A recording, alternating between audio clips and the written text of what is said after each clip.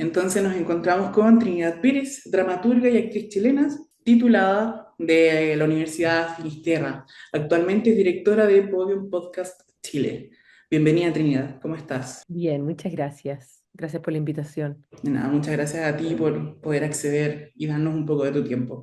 Primero, preguntarte, para la gente que quizás no te conozca, ¿qué es lo que es Podium? ¿Cuál es tu rol justamente en este lugar? Podium es una plataforma española que tiene más de 10 años y que es parte de Prisa Media, que es una empresa de nuevo española que tiene desde Cadena Ser, tiene radios, tiene el diario El País, Santillana en la educación y en podcast, en audio digital, tiene Podium. Hace ya casi 3 años, se van a cumplir ahora, me llamaron para abrir Podium Podcast Chile, con, en el fondo, con una línea editorial muy amplia y en el fondo era como entender cuáles eran las audiencias y cuál era como el estado de los creadores y las creadoras en plataformas de audio digital y proponer una parrilla programática. Y eso fue. Y yo soy actualmente la directora, siempre he sido la directora, pero en un principio fue hacer como un levantamiento porque post pandemia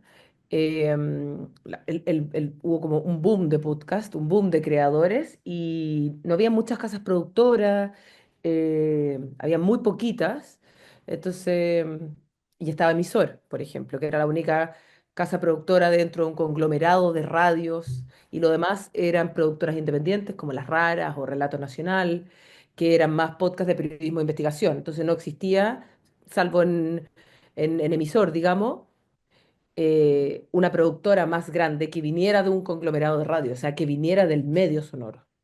Y eso es básicamente lo que yo llevo haciendo 3 años, crear contenidos, aunar a creativos y a creativas y trabajar en las tres líneas que son más o menos los convencionales, las entrevistas, los semanales, los narrativos de ficción y los narrativos de no ficción o documentales sonoros. Perfecto, es un gran trabajo. Imagino que ha significado mucho trabajo levantar Podium Podcast Chile en estos últimos años. Mucho.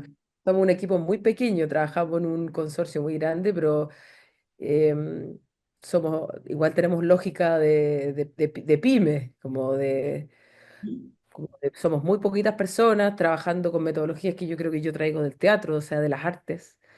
Entonces son metodologías mucho más chiquititas, de oficio, más afectivas, más cariñosas. Yo también creo que por eso Podium Podcast le ha ido bien en términos de audiencia, porque hay como un trabajo muy amoroso y muy dedicado y muy minucioso. Yo creo que eso la gente lo ha oído. Eso es lo que más me gusta de Podium en estos 3 años, en realidad. Bueno, contarles a las personas que nos están escuchando, que nos están viendo, que Trinidad va a ser parte del jurado del concurso de podcast de ficción que lanzó hace algunos meses ya, Cuarto de Escritores, Radio C, en alianza con la plataforma de escritura creativa. Primero que todo, Trinidad, ¿cómo te sientes al formar parte de este jurado?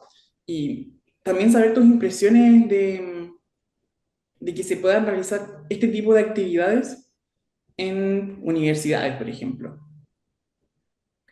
Me parece muy interesante. Uno, yo nunca he sido jurado, o sea, en primera instancia que yo voy a leer trabajos de otras personas, lo que parece muy interesante, porque mi rol actual de directora es hacer eso, en realidad es mirar, es oír, es ver posibles colaboraciones, estar atenta a ver, como a captar nueva historia, entonces eso me parece que estoy pintada igual para eso, porque es básicamente lo que me dedico actualmente. Y luego, ayer estaba justo dando una charla que me doy cuenta que desde que estoy en la dirección, las universidades se han abierto a entender el podcast como medio que necesita muchos oficios, muchos roles, muchas disciplinas.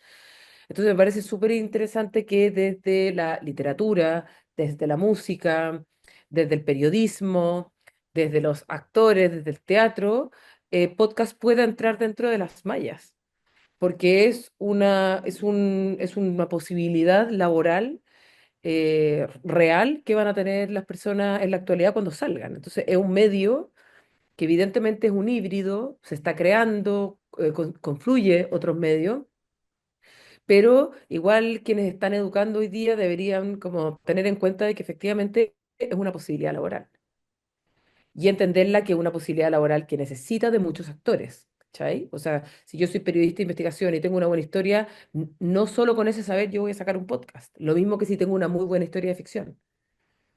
Luego de eso vienen un montón de etapas y de otras colaboraciones y de otras expertices que tú tienes que entender hasta llegar a armar un podcast. Siento que eso se parece mucho al cine Claro. o a las series. Tú necesitáis expertices distintas para, o una obra de teatro en realidad.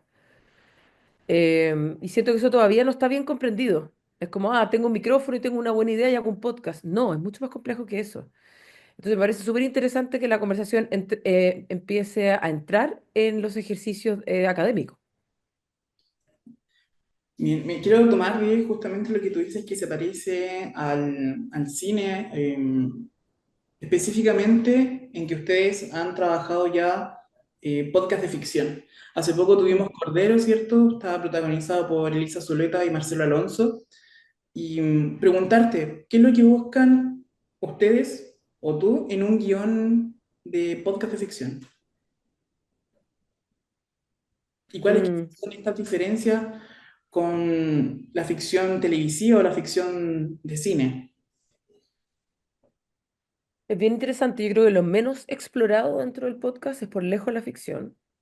Es lo más novedoso. Y me parece que es un desafío. Yo todavía no lo tengo bien comprendido. Me ha sido mucho más fácil el periodismo de investigación y que las historias vengan de ahí, de la realidad, y luego los conversacionales. Me doy cuenta que está entrando muy fuerte en Chile y sobre todo en Latinoamérica la ficción. O sea, me doy cuenta como el volumen que tuvo Corderos, el volumen que tuvo Caso 63 y esas posibilidades.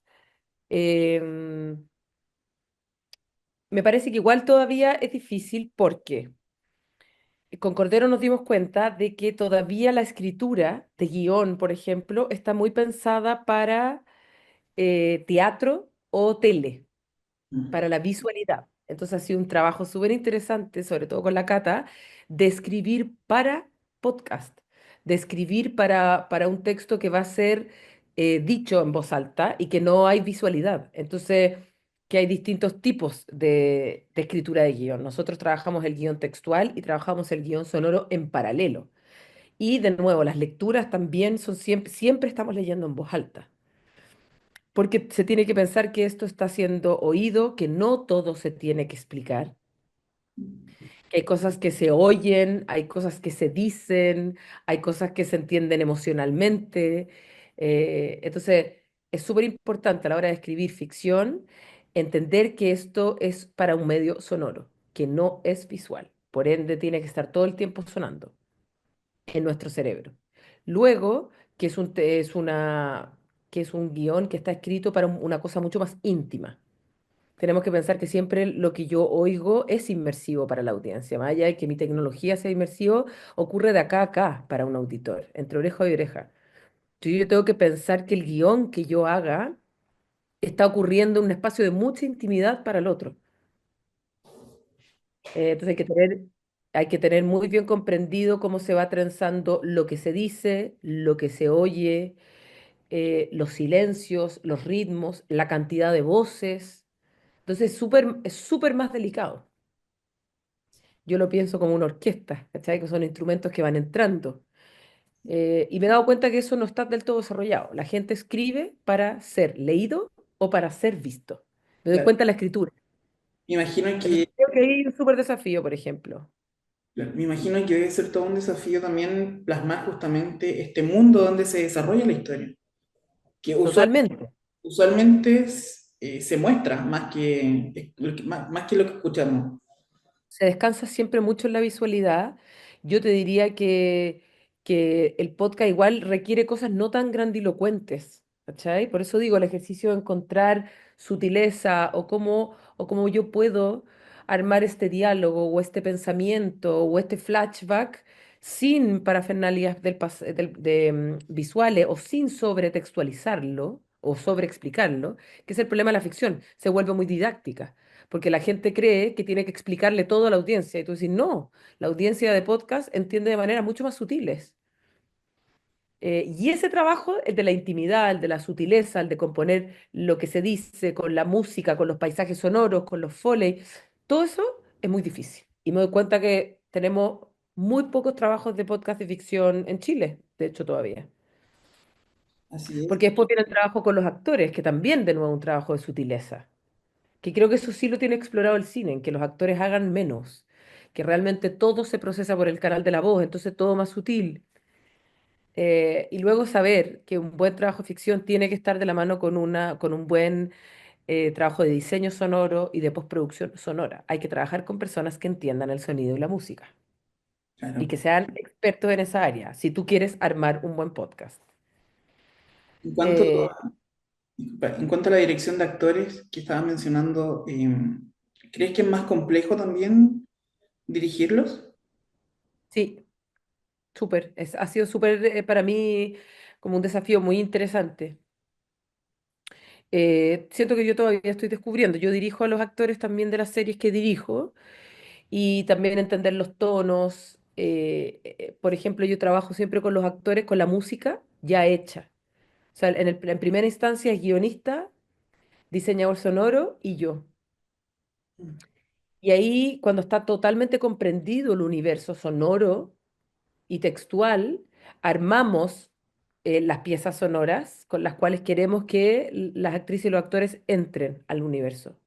Porque también tenéis pocos días de grabación, hay gente que va a ir a leer un texto y tú le estás haciendo que en 2 o 3 días entren en un universo sensible y que den con el tono.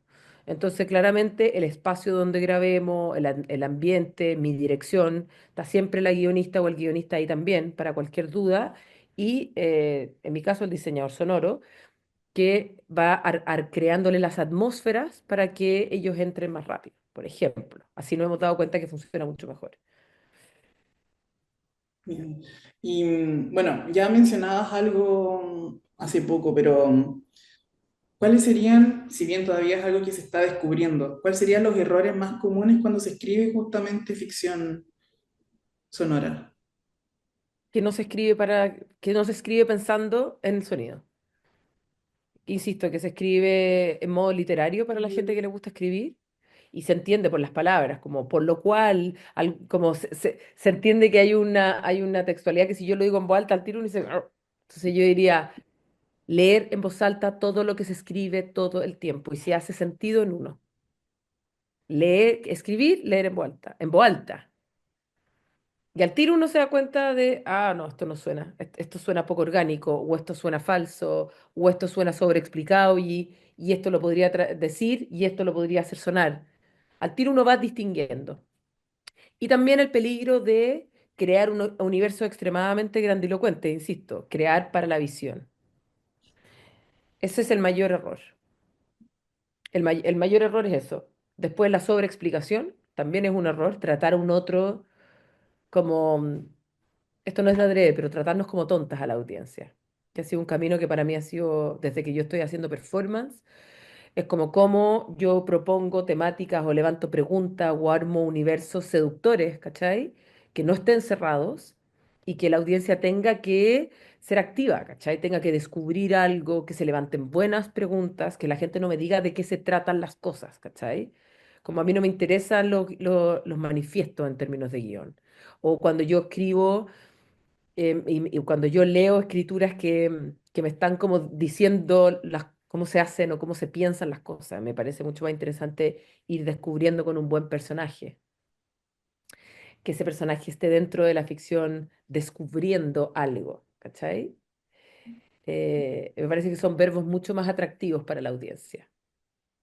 Me parece muy interesante estos últimos dos puntos, porque además justo te iba a preguntar sobre qué consejos les darías a estos jóvenes que van a participar en el concurso, que van a enviar sus guiones o que quizás van a empezar a escribirlos. Mira, yo creo que todo puede ser una buena historia, o sea, no sé si todo, pero de las cosas más chiquititas uno podría sacar buenas historias. Ay, no sé qué decirle. Soy súper mala dando consejos. Todo puede ser una buena historia, sí. No todas las historias son para el medio sonoro. También me he dado cuenta de eso. Hay que saber distinguir igual, como el arte de escuchar es también saber distinguir qué historia o qué materialidades son buenas para el sonido. No digo que literalmente solo lo que esté siendo grabado, un buen registro de audio sea como, ah, esto puede ser un podcast y no otra cosa. No. Pero digo, hay historias que son mucho más sonoras que otras y que pueden crecer y brillar mucho más en un medio que otro. También saber distinguir eso. Em, y historias chiquititas. Yo creo que si uno le pone ojo a buenas historias chiquititas, funciona súper bien en ficción sonora. Mm. Menos personajes, historias como menos, historias pequeñas. ¿Cachai? Mundos interiores, por ejemplo. A mí me encanta hacer sonar el interior. Creo que el podcast es muy bueno para eso. Me explico. En general, los podcasts que yo oigo, que estoy oyendo constantemente muchos podcasts, en ficción, por ejemplo, los que más me gustan, son los que la historia te llevan como al interior de un personaje, ¿cachai? A todas las capas que puede tener internamente una persona, más que estos podcasts que ahora está lleno como de grandes distopías y tenéis que como ambientarlas en lugares y gente que está trasladándose de planeta y digo, "Uf, qué agotadora, ¿cachai? Como que siento que eso me recuerda como lo que me agota del cine. Y las historias que en realidad son más detectivescas, más chiquititas, como que van hacia un adentro, o a que reconstruyen piezas o que tienen que ir al pasado, me parece mucho más interesante sonoramente, no solo en términos de guión, sino que en términos de sonido, ¿cachai? Que armar piezas tan grandilocuentes para afuera. También eso le diría a alguien que está empezando o quiere, diría menos, más chiquitito, una historia más personal, em, menos grandilocuencia. Creo que estamos saturados de eso en el mundo de hoy día, por ejemplo, y sobre todo en los mundos audiovisuales. Bien. Bueno, estábamos conversando No sé con... si di un buen consejo igual ahí al final. ¿Cómo, perdón? No sé si di un tan buen consejo ahí al final, pero Yo creo que sí. Bueno, ok, personalmente yo creo que sí me va a servir mucho ese consejo ok, que acabas de dar. ok. Bueno, estábamos conversando con Trinidad Piris, directora de Podium Podcast Chile. Agradecemos tu disponibilidad, también que puedas participar justamente de este concurso y nada, darte las gracias y esperar que estés muy bien y que todos los proyectos que vengan en mente, que vengan para el 2025, salgan espectaculares. Me encanta, sí. Vamos por eso, agrandando la industria del podcast, armándola, inventándola. Muy bien, Gracias por todas tus preguntas, Benjamín. Fue un gusto. igualmente. Muchas gracias, Que vaya Trinidad. muy bien.